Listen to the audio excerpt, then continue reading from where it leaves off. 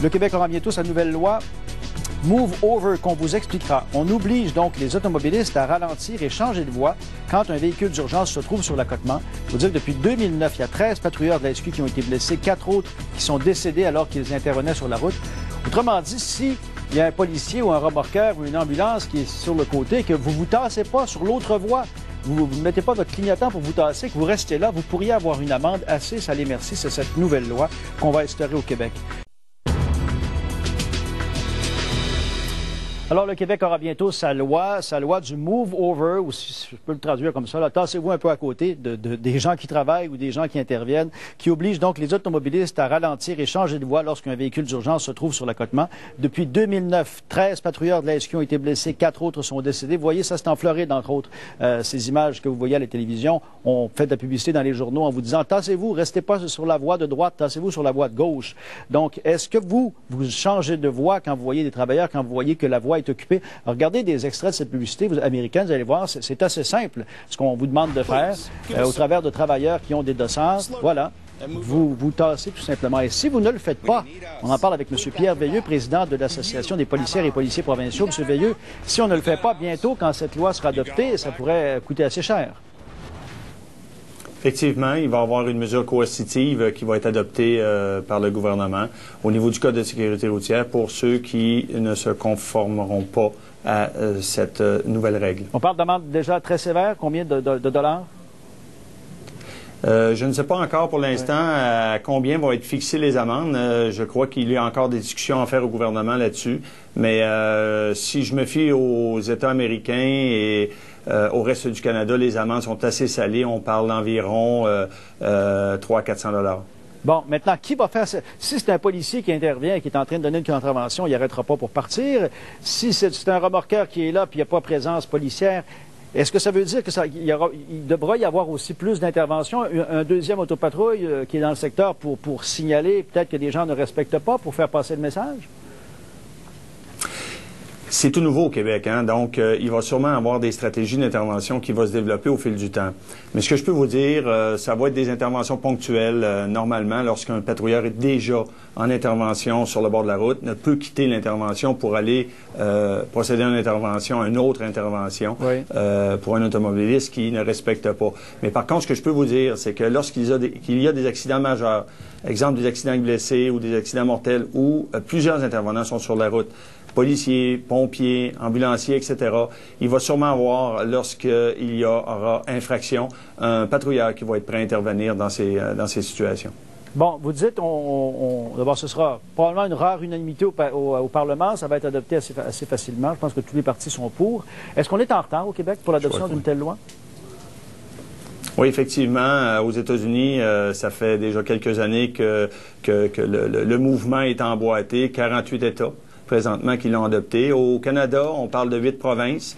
Et oui, ça fait quelques années. On est dû pour l'adopter. On rejoint M. Patrick Dufresne qui est en ligne. C'est l'instigateur de la pétition qui prône l'adoption de cette loi du Move Over.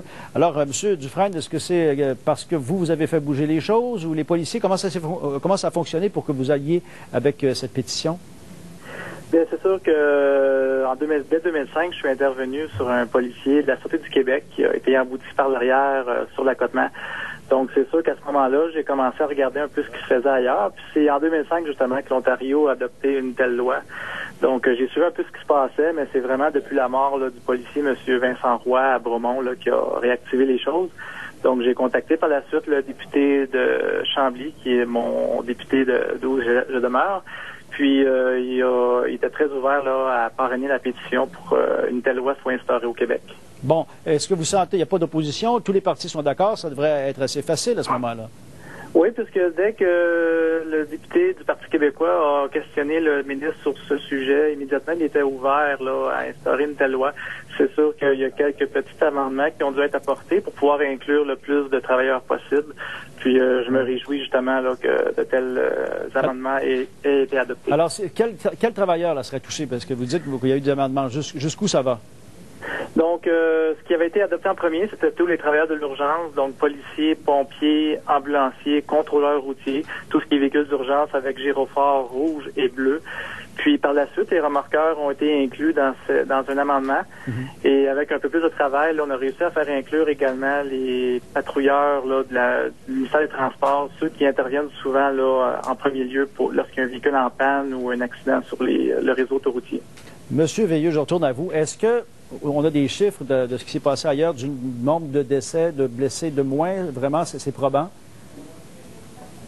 Non, pas nécessairement. On a transmis des informations au ministère sur le dernier projet de loi 57 qui a été déposé là, concernant les cinémomètres.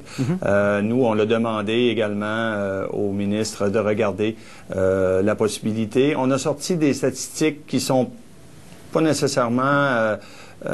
c'est assez difficile de gérer les statistiques au niveau des États-Unis, oui. Mais on a transmis quand même de l'information à ce niveau-là. Bon, est-ce que, 2 ou 3 questions, est-ce que nos autoroutes sont assez larges pour permettre quand même de se tasser de façon sécuritaire? Parce que quand on roule à 100 ou 110 km/h, souvent on peut voir ça à la dernière minute. Là, si c'est un policier qui intervient, si c'est une remorqueuse, si c'est un ambulancier, c'est pas annoncé 2 km avant avec des pancartes rouges pour dire il y a des travaux, là. Non, c'est vrai. Et nos autoroutes, généralement, je dis bien généralement, ils sont, c'est assez visible, ils sont assez larges pour intervenir. Les accotements sont quand même généralement bien. C'est vrai qu'il y a des sites qui sont plus accidentogènes que d'autres, que ce soit sur les routes numérotées ou sur les autoroutes. Parce que dans une autoroute, c'est une chose, mais si on est sur une route et que vous intervenez, ça peut même, à la limite, si quelqu'un ne ralentit pas, si on se tasse trop à gauche, ça peut aussi causer des accidents là, entre automobilistes éventuellement. Là. Tout à fait. C'est bien certain que lorsque le ministère refait les routes au niveau, que ce soit les routes numérotées ou les autoroutes, devrait, en tout cas j'espère qu'ils y pensent, mais ils devraient effectivement travailler un peu plus en largeur pour permettre aux patrouilleurs et aux usagers et aux intervenants d'être sécuritaires sur le corridor. On prend quelques courriels. Monette qui nous dit qu'il était plus que temps que le Québec se dote d'une telle loi car trop peu de gens ralentissent ou changent de voie lorsque les travailleurs se trouvent sur l'accotement. J'ai vu des voitures frôler à toute vitesse un remorqueur qui venait de débarquer de son véhicule. J'ai eu très peur pour lui, comme les gens ne sont pas assez intelligents pour y penser eux-mêmes. Peut-être qu'une contravention fera réfléchir. Carole, je suis d'accord avec la loi du move over. Je le fais déjà. Je ralentis. Je mets mes 4 clignotants. Si je le peux, je me tasse. Mais si le trafic ne me permet pas de me tasser, comme ça m'est déjà arrivé, est-ce que j'aurai tout de même une contravention? Je ne peux pas non plus freiner sur une autoroute où la limite est de 100 km/h. J'espère que les policiers useront de leur bon jugement. Est-ce que c'est ce qu'on fera, M. Veilleux, finalement, user de bon jugement? Parce que c'est peut-être pas évident, comme le dit cette dame, là. Elle le fait déjà, elle met ses clignotants, mais ce sera à la discrétion du policier de voir si on a fait l'effort, là. Certainement. Écoutez, ce qui est important de comprendre, c'est que dans la mesure du possible, l'automobiliste doit changer de voie. Mais si la voie est occupée, on ne demande pas à personne de forcer. Là. De faire un accident pour ça. Au moins, on va ralentir. Oui. Merci beaucoup, M. Veilleux. Merci, M. Dufresne. Merci pour ces propos. On verra quand cette loi sera votée et en fonction au cours des prochains mois.